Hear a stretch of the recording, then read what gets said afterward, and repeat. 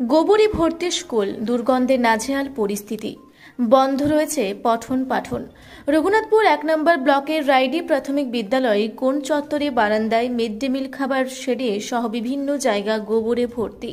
প্রচণ্ড দুর্গন্ধে নাজেহাল ছাত্রছাত্রী থেকে শিক্ষক শিক্ষিকা। ছাত্রছাত্রীদের এক শারীরিক অসুস্থতার আতঙ্কে স্কুলে যাওয়া বন্ধ করে দিয়েছে ছাত্রছাত্রীরা। দীর্ঘ প্রায় ১ সপ্তাহ ধরে বন্ধ রয়েছে পঠন পাঠন, বন্ধ রয়েছে মিড ডে মিল পরিষেবাও। গ্রামবাসীদের বক্তব্য, এই স্কুলে বাউন্ডারি না থাকায় স্থানীয় গরু, মহিষ, ছাগল স্কুলের মধ্যে ঢুকে পড়ে এবং বর্তমানে গোবরে ভর্তি স্কুল।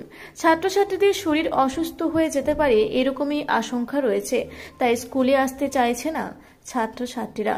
প্রশাসনকে এবং সংশ্লিষ্ট দপ্তরে বারবার জানিয়েও কোনো সুরাহা হয়নি।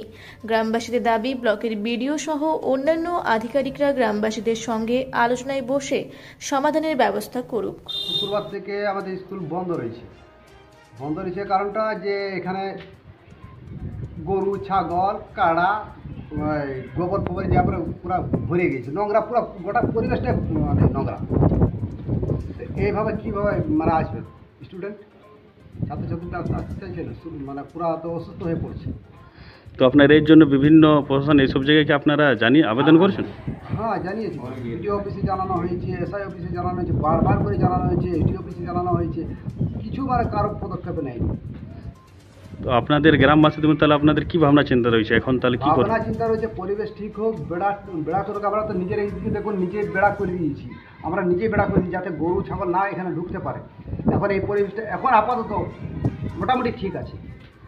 তো আপনাদের আশা কি যে কতটা? আমরা চাইছিলাম যে বিডিও স্যার একবার আসুন, এখানে এসে পরে যদি একবার আশ্বাসটা দিয়ে যেতেন, তাহলে আমাদের গ্রামবাসীটা মানে পুরোটাই শান্ত হয়ে যেত, মানে ভালো লাগতো, আমাদেরকেও ভালো লাগতো যে না স্যার এলো, এসে পরে আমাদেরকে কথাবার্তা দিল, মানে এইসবের কিছুই নেই।